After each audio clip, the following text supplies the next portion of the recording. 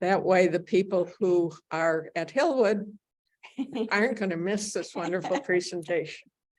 I'm here to talk about the Ruth Ann Overbeck Capitol Hill History Project, which I've been managing for the last 21 years.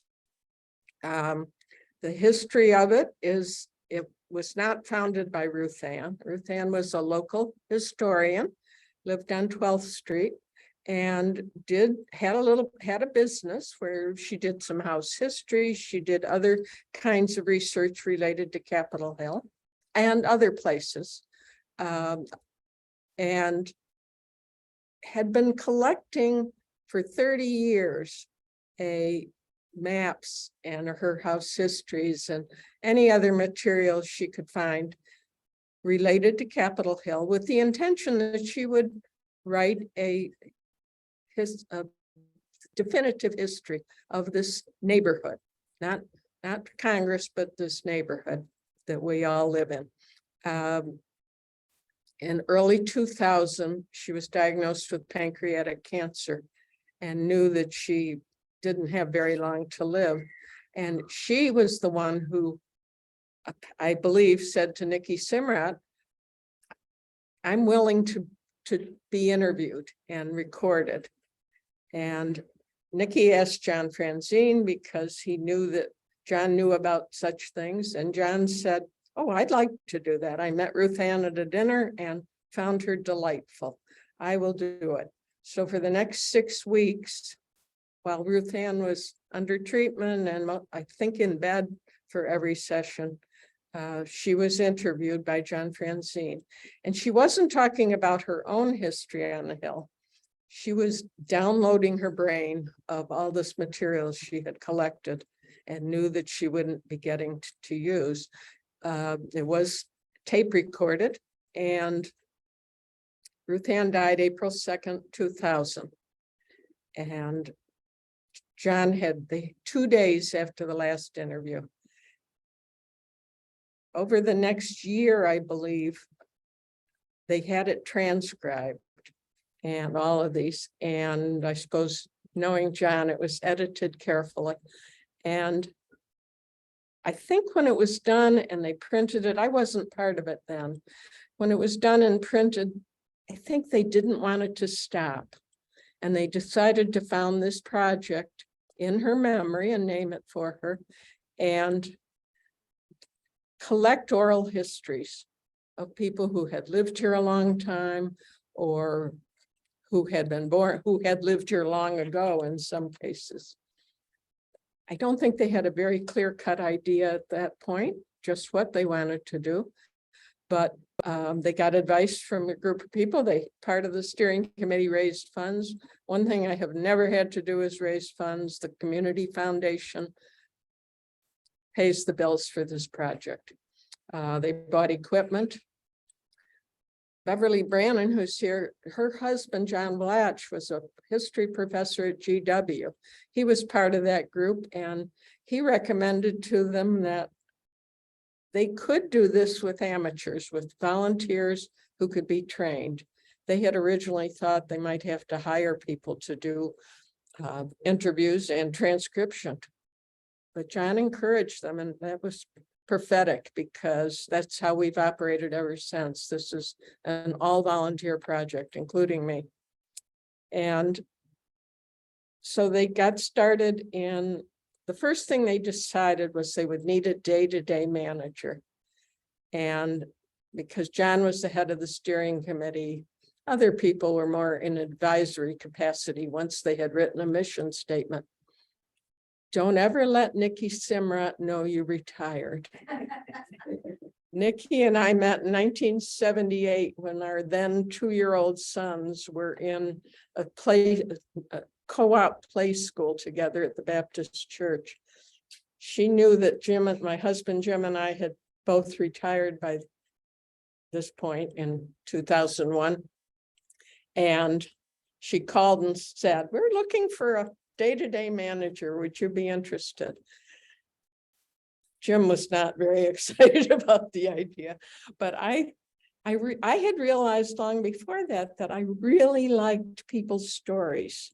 I wasn't a I did not have a good education in history.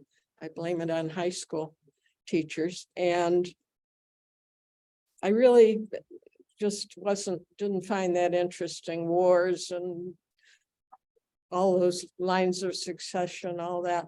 But I had realized that anytime there was an individual story in the newspaper, I would read it. I read the one today about the woman in Wyoming with the young son. Very interesting, sad. So I said yes, and Jim and I have been considered the co-managers. Mostly he makes dinner, so I don't have to. And that works for both of us. He's also done some interviews. He's done some transcriptions and other tasks. That's how it got started. We didn't really know what to do. It got publicized by the Voice of the Hill. Those of you who were on the Hill back in 2000 might remember a different newspaper than the Hill Rag.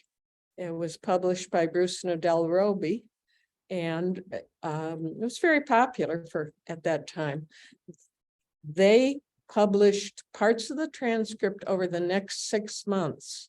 And in the very first issue, they also told about this new project, how it would be looking for volunteers, also looking for recommendations of people to interview. And at each succeeding month of transcript presentation, they had a sidebar that again reminded people this project was in effect. It put our phone number in there. And that's how it got started. We got our first recommendations for interviewees that way from phone calls that came to my number. And we also got our first set of volunteers. We were preparing in September of 2001, we were preparing for our first training orientation session for new volunteers.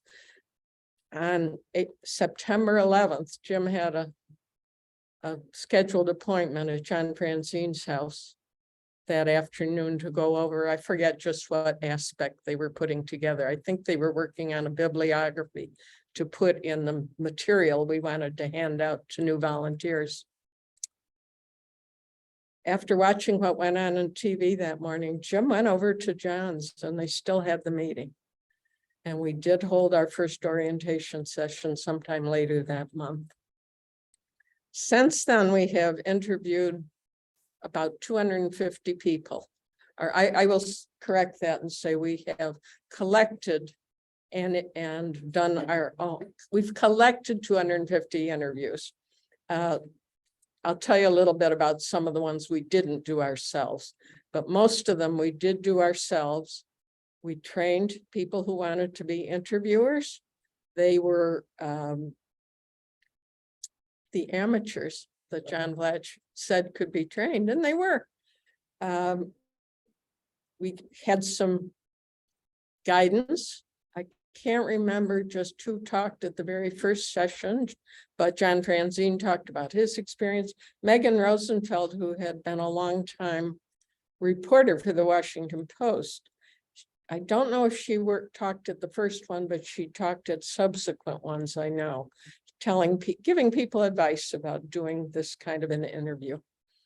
As a result, we have on the website as of today, 232 full transcripts of our interviews. And let me just start screen sharing now.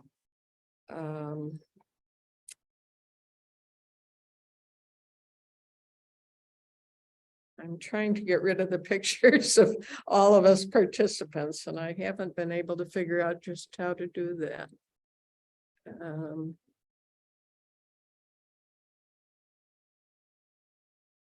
Because it's.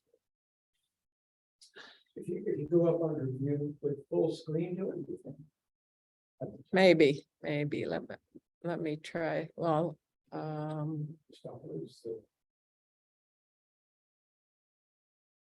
Full screen.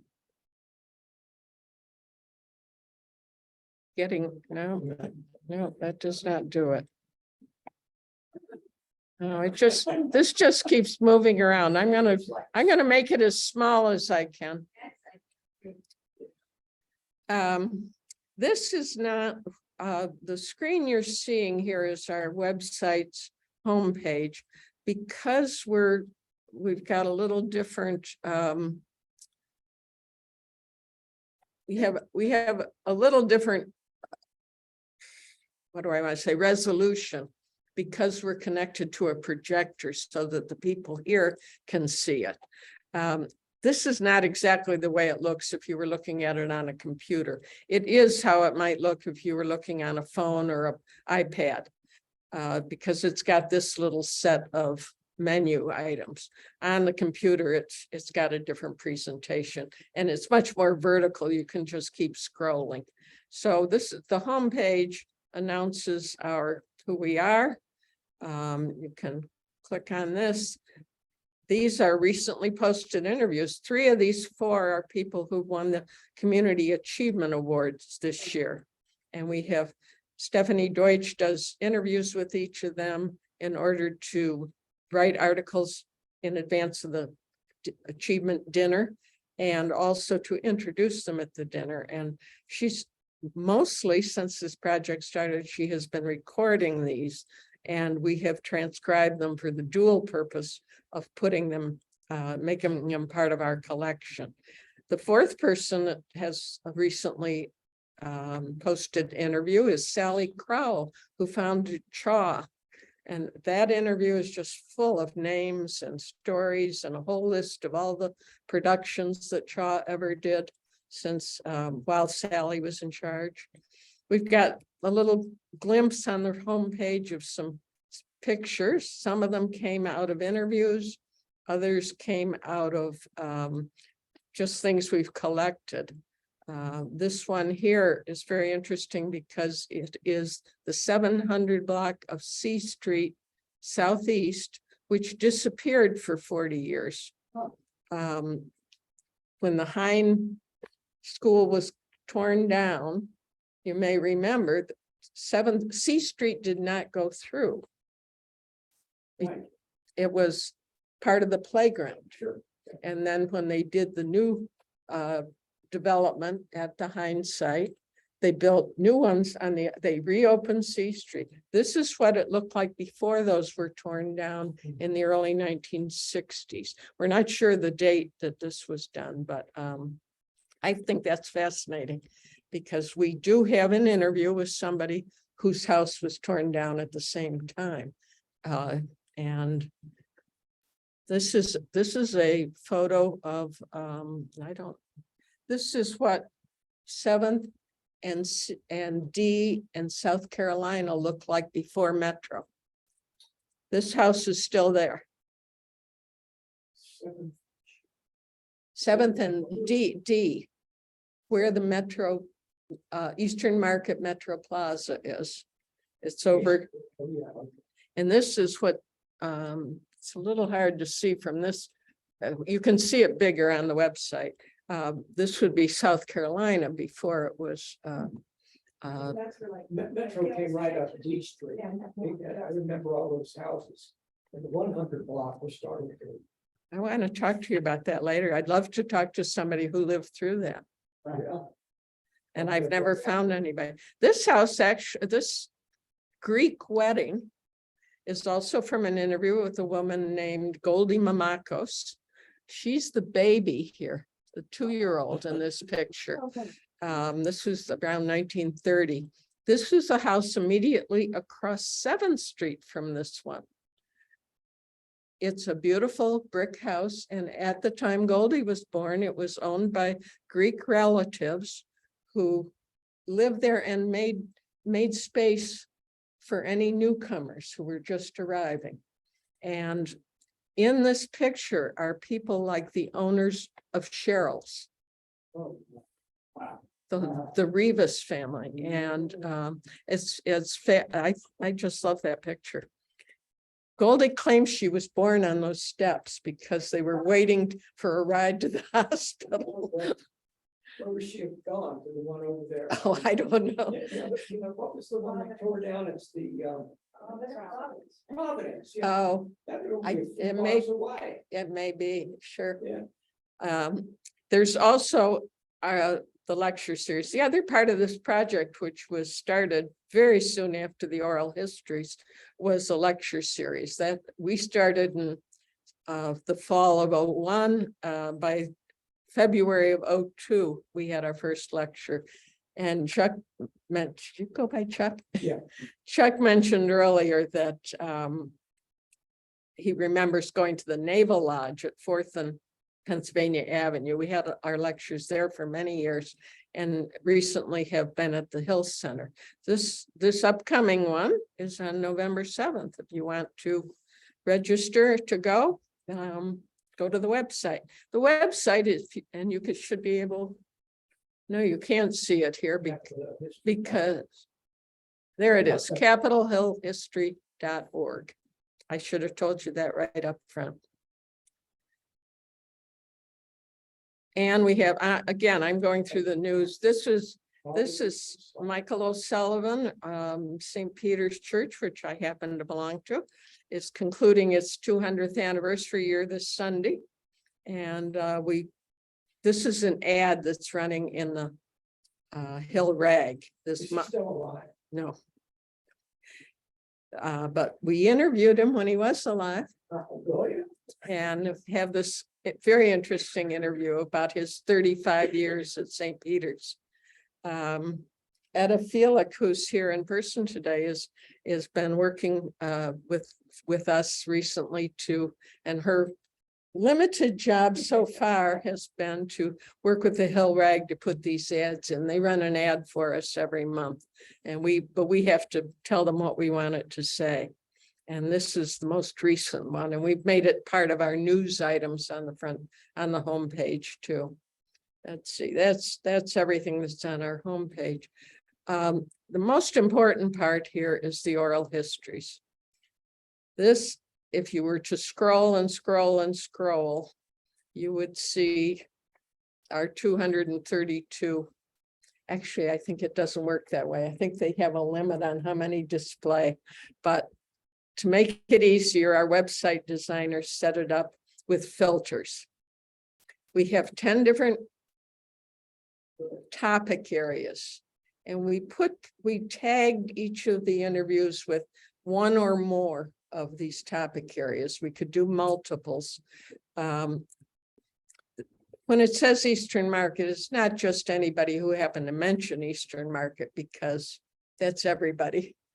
But this would filter out people. And let's try it. I'm clicking. And we also have a set of time periods. This is everybody that has a deep interest in an Eastern Market among the people that we interview. And I'm scrolling fast because you're just gonna have to go and look at it yourself. But we can also do it by time periods. David Fowler was interviewed, so he was alive at that time. But he was talking about his relatives, his ancestors, who had been at Eastern Market since 1873. So we put him in, we could only put one time period with each person. So we chose to put the earliest part where they were connected to the hill. So we do have some of these pre-1920 ones, and most of those, not all, but most of them are talking about their older relatives. Some of them, however, and I'll show you that later, are actually people who were born on the hill before 1920.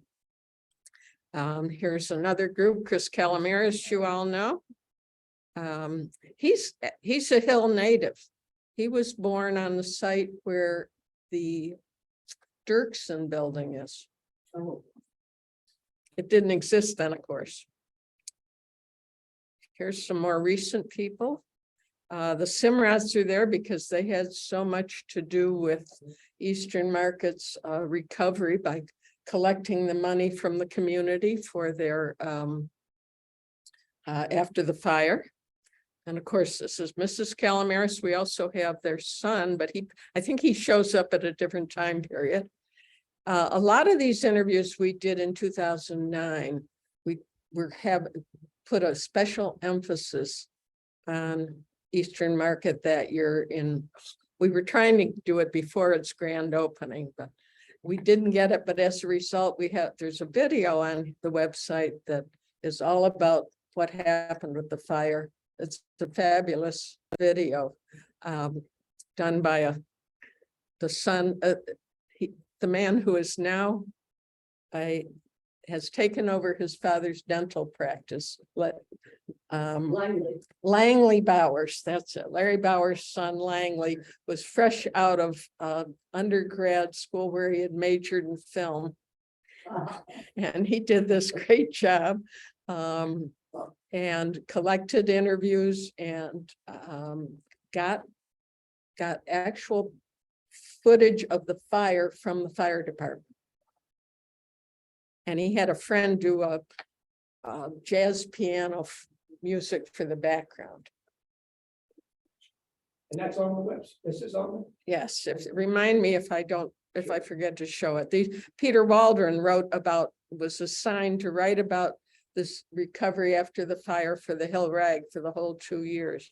This is Keith Melder. He's the one whose house was torn down in the early 60s, a renovated house on 8th Street.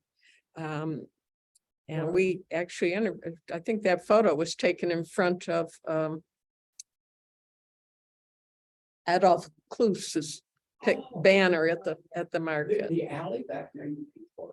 He was on 8th, but when they built the alley, after they closed C Street, they built that alley that was there.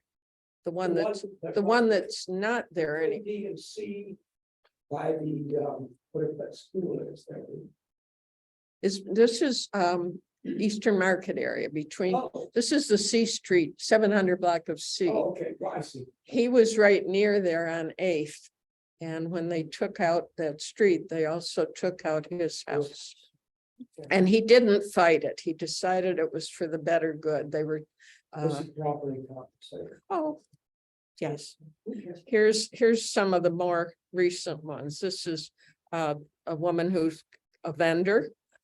Michael Berman's one of the people who started it. Let's go back to the other one, Tom Rawl. I don't know if you know that name, but he's the one who started the flea markets.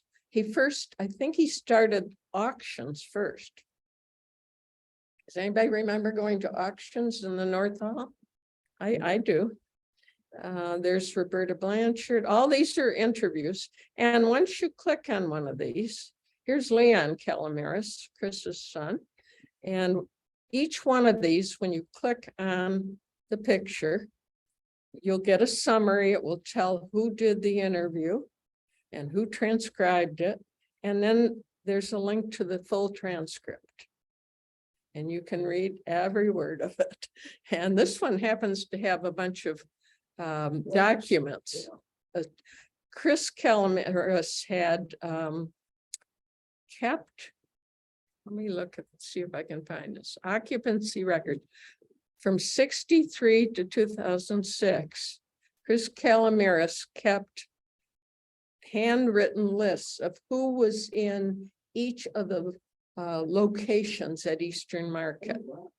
And when he didn't think to give those to us at the time that he was interviewed, but when his son was interviewed some years later, he digitized these and turned them over. So each of these is one of the locations in Eastern Market.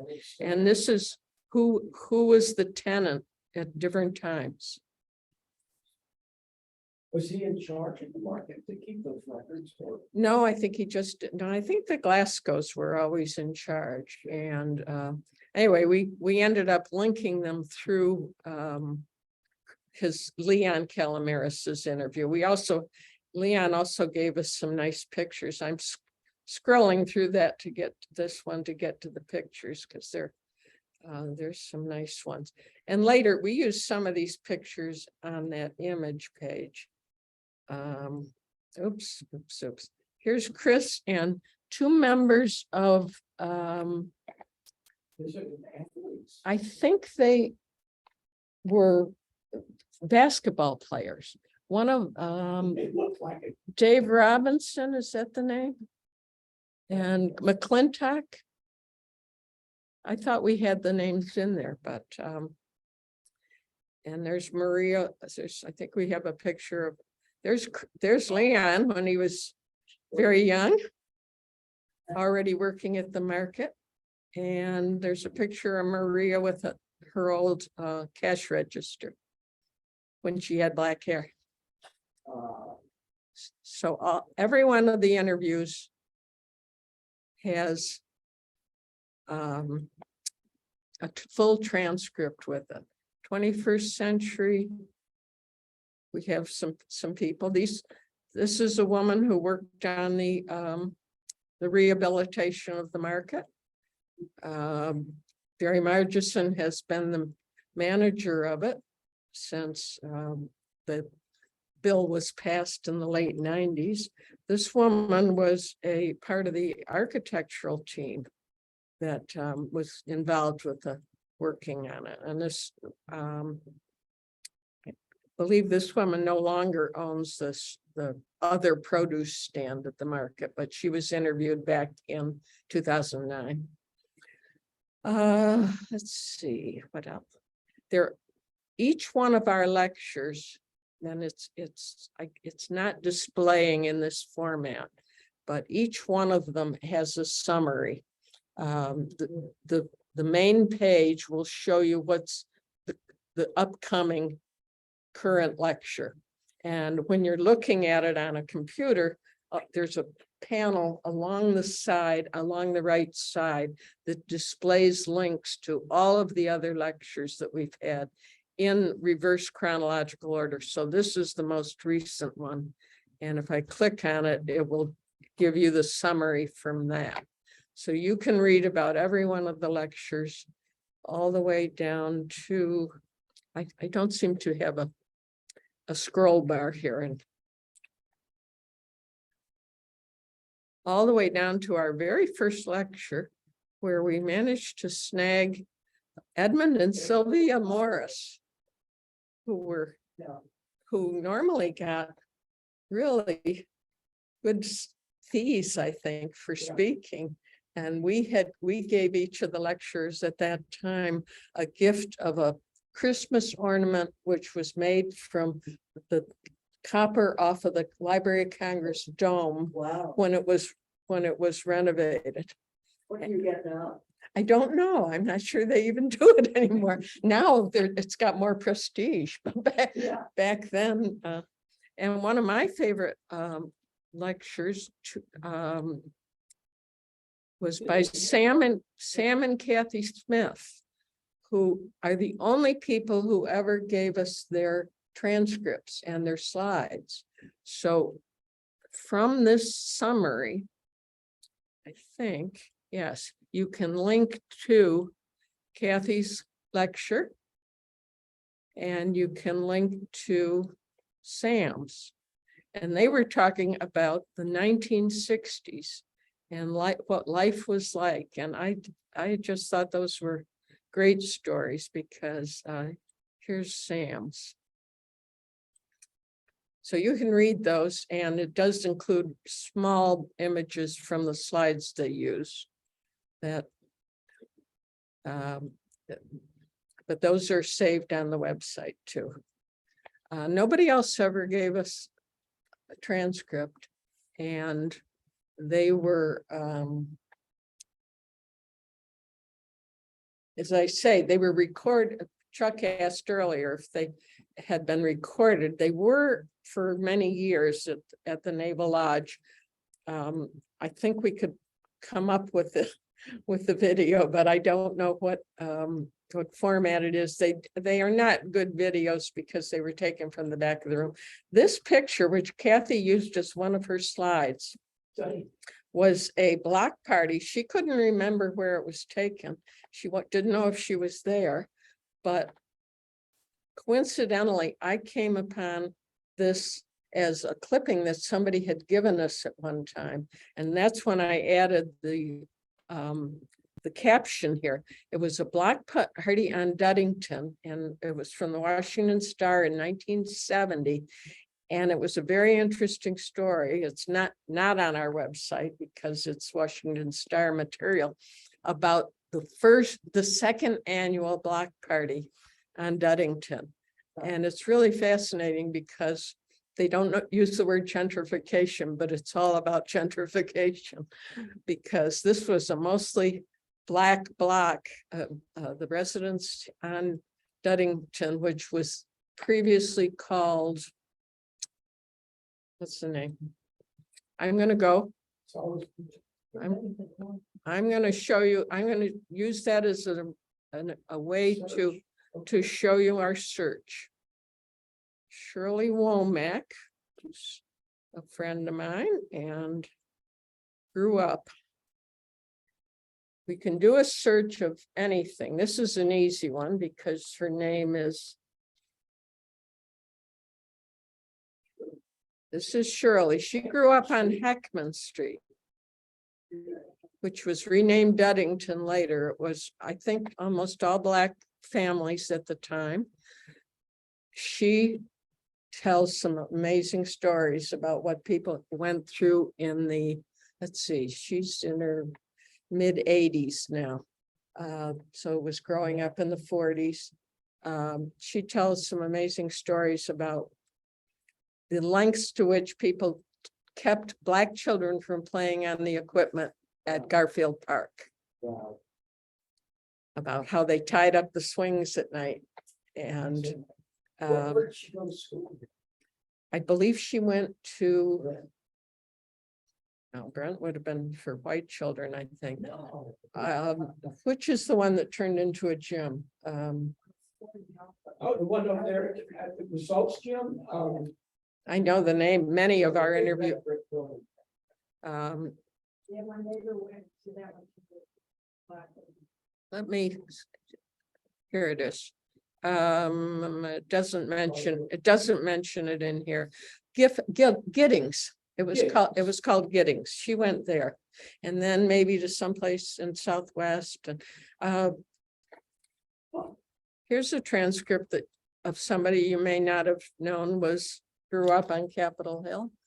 I just have to come up with his name. No, I'm not going to spend time. Beyond looking up easy things like names, every word in our transcripts is searchable. It is, we had to work hard to make that happen, but it works. We've been doing some talking lately about this expression, the freeway. Keith Melder knew something about the freeway. These are the hits that have come up.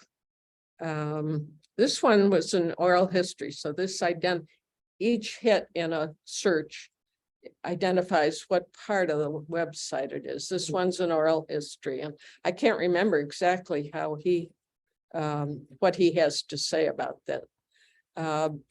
Dick Wolf, we have an interview with Dick Wolf that isn't up there yet. And Mimi and I still have to get that finished.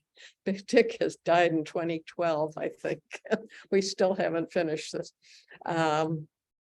He did give a lecture series though at one point, and obviously he talked about the freeway. Is this down there by Barnes?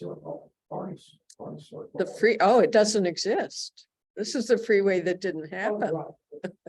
This is the one that was going to come up from the 11th Street Bridge, Oh, yeah. take out Philadelphia Row and the western half of Lincoln Park.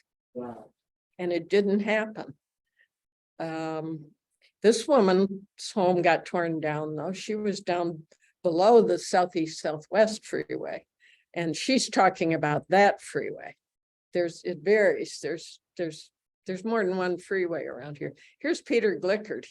He and Betty lived on the corner house of Independence and 11th. They had that beautiful house with the big double porches at the end of Philadelphia Row. And he was given an award in, let's see. Anytime I click on this, it's going to bring up the whole summary. Might take a little bit. Oh, it's not coming up fast. There it is. He was given an award by the Evening Star for Citizen of the Year at the time, that because he was the main person involved with stopping that freeway from happening.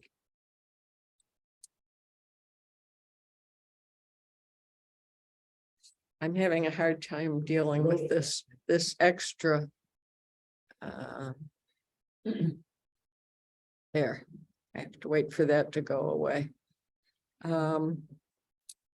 So there, yes, the word freeway. One of the things about our search that anybody doing it needs to know is it also brings up other names.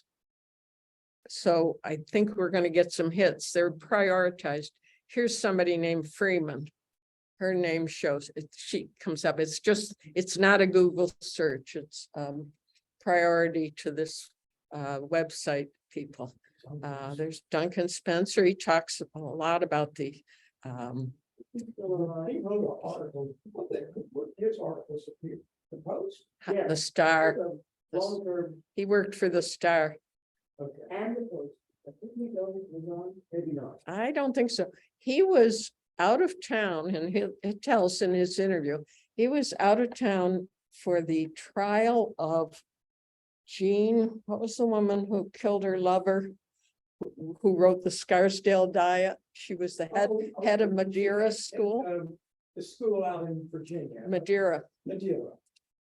Duncan was on assignment to write a book about her. Maybe it was supposed to be an article for the Star and about her trial. When the Star closed, he got word from wherever the trial was held. And the doctor she killed was Tar. The name Tar was in it. yeah, that sounds familiar. He was known as the Scarsdale Diet guy. That was a really hard issue. Well, anyway, Duncan got permission from the Star to turn it into a book. And so I've forgotten a lot of what he talks about is rowing and the Anacostia. And he was a classmate of Stefan Gray, Judge Gray, who lived on the hill. And Gray was their coxswain or Coxswain, yeah. Here's Peter Bugg. This was done when he was getting a Community Achievement Award. So the freeway brings up different things. Here's part of the bibliography. This is an identification of the word coming up in a bibliography. I promised you I would show you some more of these people who came up, who are from the early 20th century, because I think that's interesting. This time I'm not going to choose topics. I'm only going to choose pre-20th century. Now this is Sis Allen, who was just there. She's died in recent years at 105. And I just read that today oh, really? because she was sort of my neighbor. And what was amazing to remember. Yes. And reading. Oh, I'm sorry. This isn't Sis Allen. This is Helen. Oh, I'm sorry. Sis is also in here, but we never got a picture of her. Tony Ambrosi, he was actually born in 1911. We interviewed him about a month before he died. And he lived in what was known as Scott's Place. It was one of those interior alleys that people who weren't Italian considered a scary place to go. There, other people tell about how they weren't allowed to go in there. What room was that interior? Oh, Dirksen. It's up there in Northeast, and he said it was Shangri-La. Oh, good. Because it was him and his buddies hanging out in the alley. He was also present. He was present the day that the Bonus Army was routed. And he claims he was right next to the three people who later became generals who were part of that were MacArthur, Eisenhower, and Patton. some famous names. Tony claims he was right near one of them on a horse. The historians say they weren't on horseback, so but that's his story, and he had been telling it for 70 years. This family lived right in the 300 block of Independence and we read about them in the paper when they had just sold the house. It had been purchased by their grandmother in 1886. And they believe that they were probably related to Daniel Carroll, because how else was a little black lady going to be able to buy a house like that in 1886? They destroyed Carroll Place to build the Madison Annex to. Oh, I know. I lived on your block at the time when nothing was there. And Beverly worked at the Madison building. I started working there. Park, school park, that block. Yeah. Here's somebody, this man lived on that block. I interviewed him myself because I was very interested in that story. It's the Madison building now. And his father. There was Carroll Street, Carroll Avenue, it ran north-south. I'm on C Street. No, it was parallel to C. So there was a B Street between. There was B, Carroll, and C. Yeah. Yes, and this is where there. Let me show you his transcript because there's some photos in it. His father was an Italian immigrant who had a shoe repair shop. There's a blotter that they used to remember blotters when you had ink pens. The shoe repair place. It was right on in what we now call Independence in the mid. For years, there was a guy that ran a shoe shop. Yeah, I know who you mean. That the Republicans kept trying to buy out. And they eventually did. They did, yeah. Here they are in front of the shop, his father and I think it's a cousin or an uncle. I can't remember if they're. He says he was in the picture too. His mother was pregnant. I'm truly. Pardon? So where did these fire? Did B just? He was Independence. Yeah. They just changed the name. So the front of Madison. is- okay. Oh, Yeah. that was B. Yeah, that would be. Just like Constitution in Northeast was B So Street. Carroll Place would have run between B and C. It was. No, it was parallel. I lived there. It was when it was there. It was parallel. He was a builder here. I know the name. I never knew of him. He said he grew up on Carroll Place and he was an acolyte at St. Peter's. Yeah, But yeah. I okay. I'm not- You remember it too, Carroll Street? So Carroll Street would have run. It was east-west. it was east-west. It was parallel to. It was between Second and First. Yeah. And when Vincent DeFrancesco grew up, he was still at home and he ended up marrying somebody who lived on Carroll Street. Apparently the houses on Carroll were quite small. Mhm. And in between, there was room for an alley between the houses on B and on Carroll. And I think he met her back in the alley. I maybe had a car, something, I can't remember the details, but he went on to study at GW and became a doctor and had his practice. He did move all the way across the Sousa Bridge to raise his own family and On the east side of it. yeah. But this is when he was 97.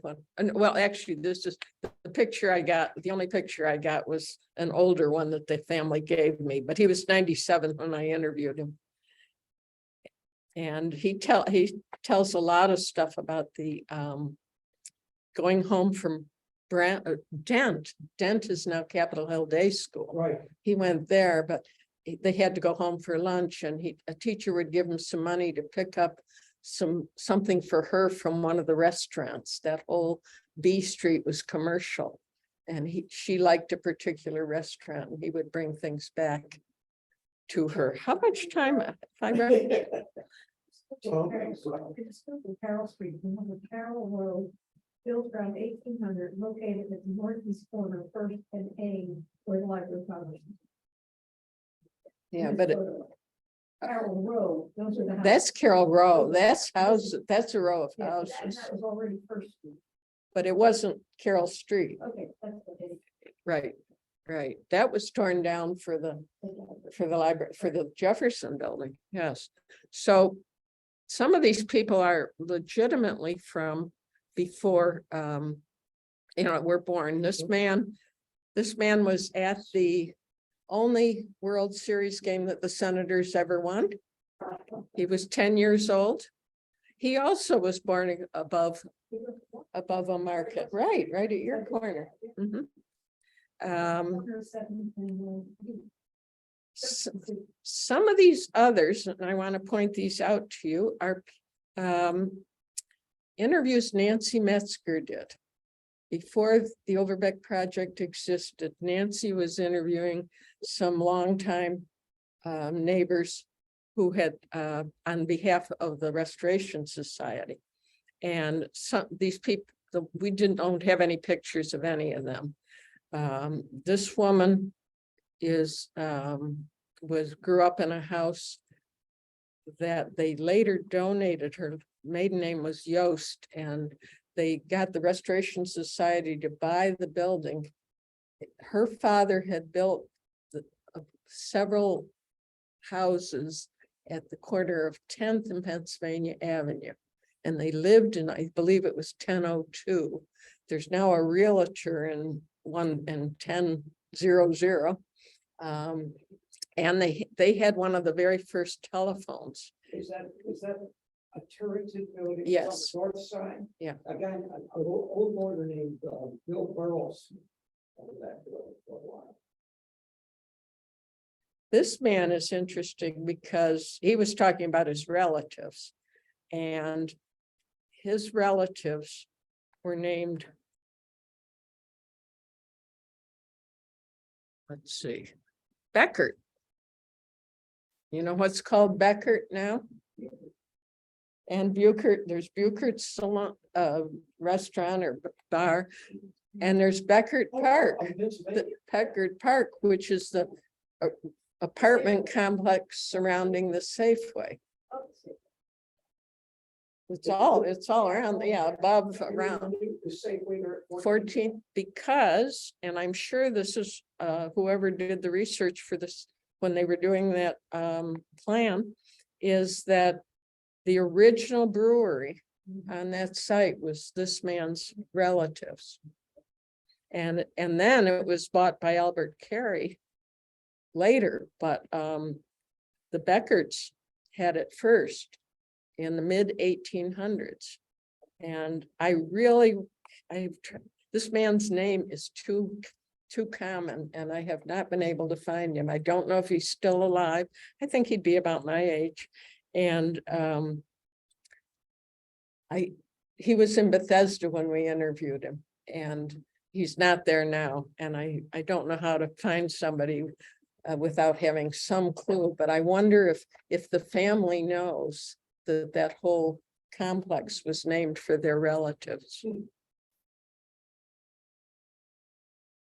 There's one other set of interviews that were done that are part of this. Let me see. I think we lost our selection. I'm going to go back to pre-1920s. In 1974, Ruth Ann Overbeck, Hazel Kreinheater, who's still alive and living on Kentucky Avenue, and a woman from the city whose name is Suzanne. I'm not sure how it's pronounced. It looks like it should be Gesundheit, but the three of them did interviews with people in preparation for applying for the historic district. And during the process of this project, Hazel decided that she was going to turn the interviews over to us and make them part of our collection. And Paula, I'm sorry, I've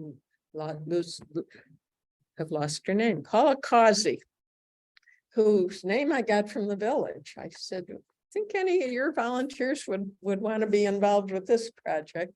And she took on, I wanted one person to be in charge of this whole set of interviews. I think we have about 10. And she worked with Hazel. Some of them had already been transcribed. Others we had to start with the tapes. And we now have those 10 interviews that were done with people in 1974. And a few of those people were born in the 19th century. And they deliberately picked people from each corner of the hill. And I'm going to try and pick out who some of these were. I'm sorry, that's where the John and Elsie Lucart came from. That wasn't one of the ones that Nancy did. Another one, these people were all done by Ruth Ann. We've included Ruth Ann's here also.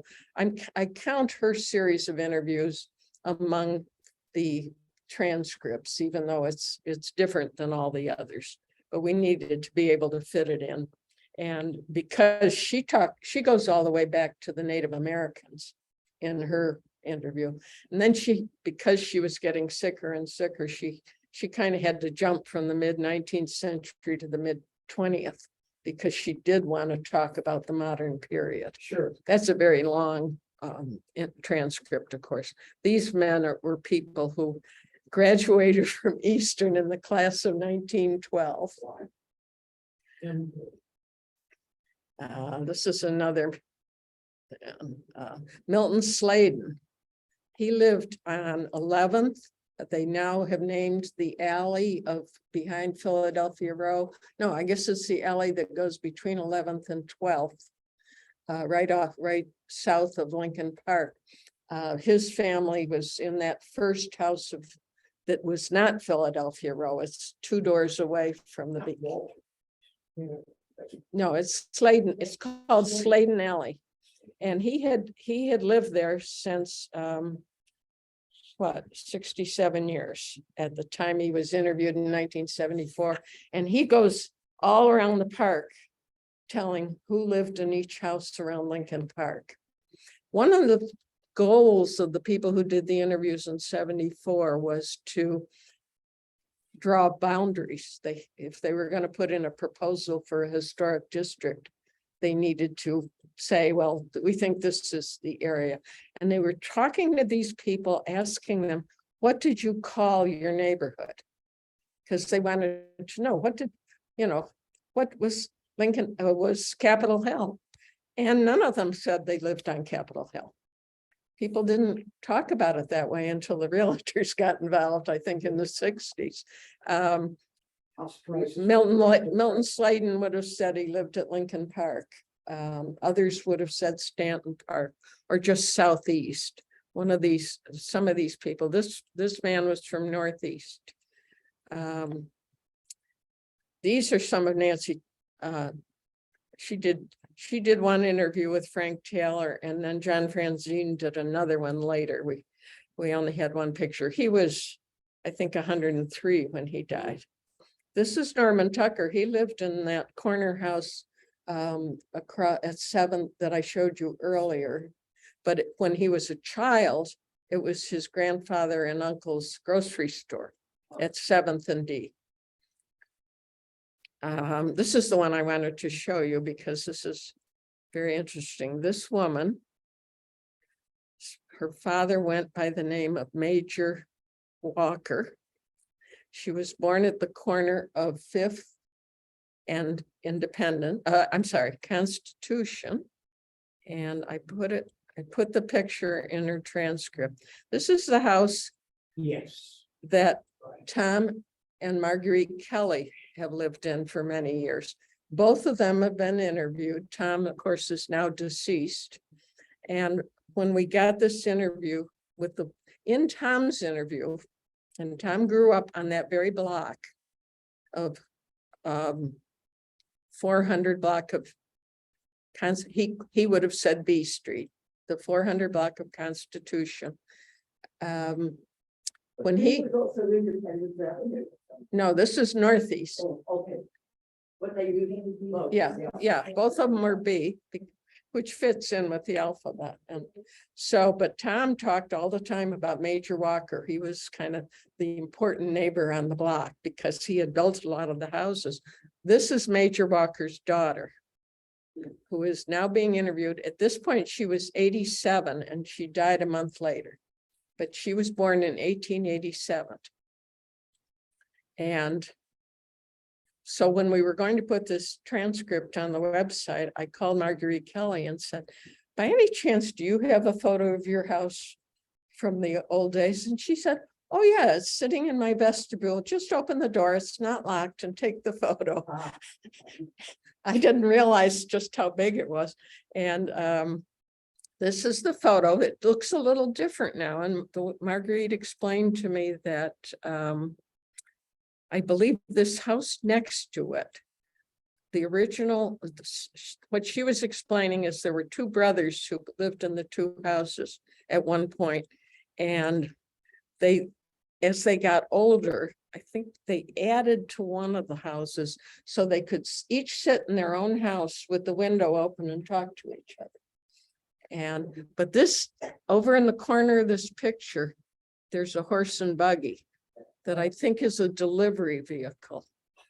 And there's a black, there's somebody on the steps here with a small child, and there's somebody else over on this step. But this had been, Tom and Marguerite bought this house from Major Walker's descendants in, I think, the 60s. Tom had grown up a few blocks down, few doors down that block. And that's the same block that has the background here is Peabody School. See that? Can you make out that building? I'm pretty sure that's on the C Street side of that block. And anyway, Marguerite told me that this picture had been given to them by the sellers of the house, who were the Walker family, the day they went to settlement buying it. I think she said that her husband had lived on the same block. Yeah. his entire life. He did. Well, he was in the Navy, and he once wrote a very interesting article about how he was in World War II. He served on the last ship that actually had sails. Oh, But they met in I think Marguerite's from New Orleans, and they met down there and both working on a newspaper. So other than that, I think he did live on that block his whole life. They came up here to help take care of his parents. And that's when Marguerite came. Her interview is very interesting too. But yes, Marguerite said he wouldn't marry her till she stopped being a teenager. So she was a good bit younger, and she's still there. I didn't want to put this picture in her interview, but I think it seemed like a great thing to put in with Florine Walker Walther. And that each one of these that came from that group, we put this introduction to explain where it came from, because of course the Overbeck project did not exist then. That's why in the beginning I explained to you that we had collected this many interviews. We didn't do all of them, but we did most of them. Did you ever get Larry Monaco? See him? We do have Larry Monaco. He lived He on, worked very hard. and he was born in Northeast. He went to Maury School. I was stunned. And when I he think moved out of the city. He his- moved down yeah. to Virginia. His mother even went to Maury School, I think. Is that right? And I think that's what he says. Look it up. Now Do I have a website to look it up. Do you know that Ruth Ann's Ruth Ann's gravestone at Congressional Cemetery does not list her name and dates. It says, look it up. Really? Did you know that she's a graduate of the University of Texas? I think, She and I were classmates, although really? in a school like that, we didn't know it, but I found out about it. we have some other pages on the website, just to let you know some of these things. Jack, what do we do by the neighborhood anyway? Well, this was, remember, the historic district was set up. Originally, but in- isn't that when we really- Oh, you mean for our purposes? Yeah. We've never gone west of the Capitol, except once. Somebody called me and said, you should interview my aunt. She grew up. I'm trying to think what, she gave me the address. It was the 100 block of First Street Southwest. And I said, well, you know, we have to have boundaries somewhere. We don't do Southwest. And she said, well, it's the site of the Rayburn building. Ah. And I said, oh, I guess that should better do count. that, yeah. So But she, now it's Capitol Hill East, are we doing anything? yeah, well, we definitely do interviews with people. We have interviews with people who grow up near Congressional Cemetery. And again, not all these people grew up here. One of the people who was a village member for a while was Maureen Finnessy. And she lived in maybe the 1800 block of Independence. Now she came here and she tells in great detail about about the day and the time she left Chicago in 1943 to come here to work because she had gotten a letter from Eleanor Roosevelt asking her to contribute to the war effort. And then she spent, and she was still there when she died in this house on Independence. I can't remember. She didn't live there right away. She was a Black woman who worked for the war effort. And she told some story that I had never heard anyplace else about the building she worked in, which must be the RFK campus now. And they had buildings with the names of X, Y, and Z, or I think she did kind of data processing work. But she married somebody who had a metalwork business and took it over after he died. So she was running a business of that would been dealing with contractors. What was the name of the lady who could give the information about the building of the Rayburn building?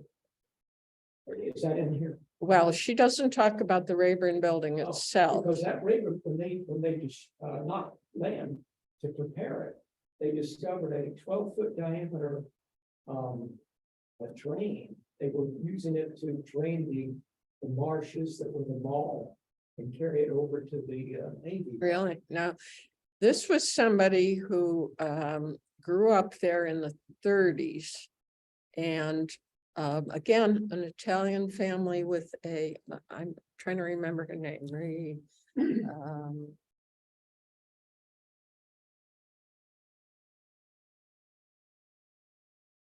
it ended up her niece did the interview.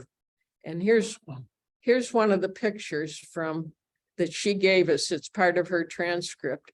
This is Joseph Sansalone grocery store. If you can picture, I walked by it every day because I worked in Southwest. If you can picture two big garage openings that come out of the lowest part of the Rayburn building, you know, it slopes all the way down the hill. It faces Bartholdi Park. Oh, okay. And you can picture those big garage doors that are there. There's no real entrance to the building there. There's a big patio up above on a Right. much higher It's level. on the west end of the building. Yes. That's where this grocery store was, Huh. right there in the middle of that block. And this is her younger brother riding his bicycle. Tricycle. You're right. Yes. Hmm. So she, that was, Got all Oops. dressed up to ride his tricycle. oops.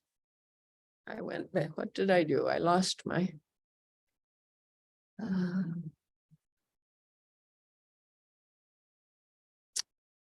Well, this might be a good time to stop. Actually, we need to be around 2:30, but I think we should have questions. Yes. I did want to ask. Do you want to, Do you, Criteria for selecting the people? can those of you on Zoom hear Deborah? She's asking a question here.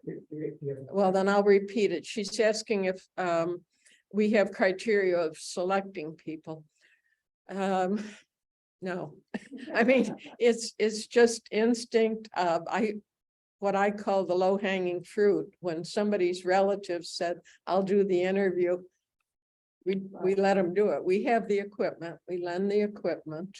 We're now using digital recorders, but most of the first 15 years, we used cassette tape recorders. I did for you. That's right. And we now, since the pandemic, we do Zoom. Yeah, I did one this week. But the very first Zoom one that we ever did at a Felix here did it. And it wasn't that the person was far away. It was Gina Sangster, who lives at 7th in North Carolina, but she didn't want to be facing anybody. And we can record from Zoom. We're recording video and audio of this session, but we can record just the audio. And I interviewed a woman on Monday by Zoom. She's in Daytona Beach. Yes, yes. So we now use Zoom. We have equipment, and let me talk about our transcribers a little bit, because they have been wonderful. If you've ever done transcription from listening to something, it's really tedious. And you know what I did Monday? Deborah asked if we have any automatic transcription. We've tried a few things, and I won't go into all the details. Monday, I discovered you can now do closed captioning on Zoom, and you can save the whole thing. But it starts with me, the printed transcript from that starts with me saying, I'm burned up McMahon. Wow. I didn't get to, and the roof, I've forgotten how they translated Ruth Ann Overbeck, but it wasn't good. So I didn't get beyond the first sentence without thinking this isn't going to work. But we've had, in recent years, we've had several transcribers who've done many of them. Dave McKinnon, Betsy Barnett, Nancy Lazier, and who do it and do it quickly. And that used to be a real stumbling block sometimes, because a lot of times people said they would do one and then they discovered it wasn't much fun. But they were embarrassed about giving it back. So we, as far as criteria, it is within the neighborhood. We want to talk about their lives in the neighborhood. If they didn't live here their whole lives, mainly we want to focus on what their interactions were here. It's really hard. I am still getting recommendations of people in their 90s who are still alive that somehow we hadn't heard about yet. And it's a matter of managing the whole thing. I will say this is kind of my swan song, because I have told our team that is sort of in charge of this that I'm going to retire. And I really, for one thing, want to have enough time. I'm not sick, I'm not moving, but I feel mortal. And I want to have time to transfer all this information to new people before, while I can. Sure. It's almost entirely on my computer and in my head. And in my closet. I'm eager to get hundreds of tapes out of my closet. You have in your head, who is the youngest person alive today? Any idea? Well, it's probably no doubt one of the community achievement winners. Nobody is. Leah Daniels, who's probably still in her 30s. And the idea of winning. They should just stop it. And because that's, yes, we decided we had to do the oldest people first, and very many of our interviewees are deceased. But the achievement awardees, usually there's somebody young among them. The man who's just recently, Skinner, Becky and Michael Skinner, who were involved in the creation of Two Rivers Charter School. They got the award one year, and they live on Walter Street, and he's now the main person who's just bought Mott's Market. The neighborhood has bought Mott's Market to keep it. Mott's Market, it's a corner store, except it's not on, it's on a corner of an alley on 12th Street Southeast. Just past. Well, it's across the street from Walter. Yeah. I'm sorry, what, 12? The one block. Do any of you on the Zoom session have any questions? You can unmute yourself. Carol, No. Enjoyed listening. I can talk all day about this. You probably noticed. That's good. And it's important if you don't have a champion for some project like this, and you've been that, so that's wonderful. Thank you. Well, thank you. I was happy to do it because I think people should know about this resource. And I showed you the searches because we went to a lot of effort to make sure that these things were searchable. And I think encourage you to look at it. I will. What's the name of the lady? She lived in the 100 block of C Street Southeast next door to Monaco. And she was a real estate agent. Maybe, and she gave a big chunk of money to the Capitol Hill Community Foundation. Would it be Rhea Radin? No, I think I know who you mean though. I don't think she was alive when this started. Okay. We did interview Barbara Held, Oh, you did? who is one of the very early people in the Right. the modern gentrification movement as a real.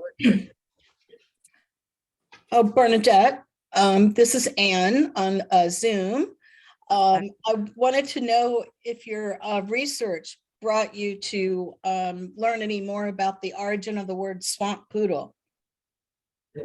Swamp poodle. No, that's almost out of our area, although I know the Restoration Society has extended the historic district up in that direction. I know about it, but I don't think we ever interviewed anybody who had grown up that way. And if they had, they probably wouldn't have lived during the time when it was called that. That's a pretty old name. I think, didn't that disappear when they built Union Station?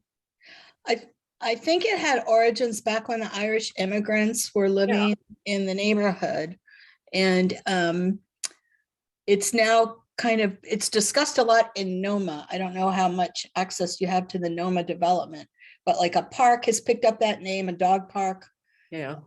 And a couple other like plazas, they're looking at giving that name. I also think it goes back to the name of a tree that was growing in the banks of the river that was actually under where Union Station now is. I think it was the name of a tree there and kind of got preserved. No, over the years. I have not gotten into that. Okay. I keep ending up following all kinds of different threads. Friendship House fascinates me. I wish some historian would pick up and do a history of Friendship House, and our interviews cover quite a few different eras. We have an interview with a woman who was the social worker at Friendship House in the 40s. Wow. It wasn't, at that time, the clientele were white immigrants.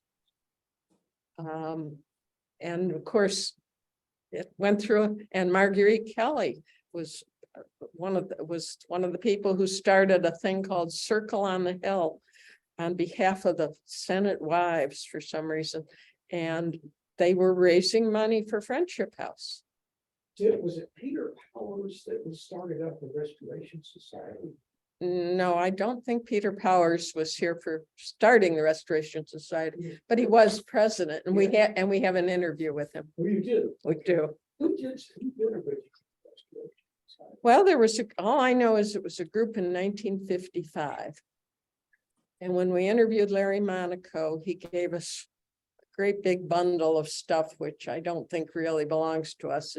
It's probably other copies of Restoration Society material, because I think he was president. Sure. And Dick Wolf, or yeah, Dick Holland. and so I have a bunch of stuff from him.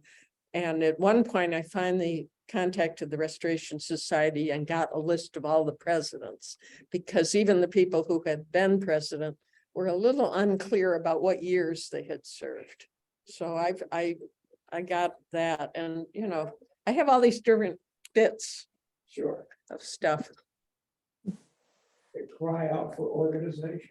Well, they're organized, but only in my, I could probably find it on my computer right now. Wow. Think we're out of time. Yeah. What was the name of the lady? You said your child. Let me finish this, and I'm going to stop the recording first. Bye, everybody.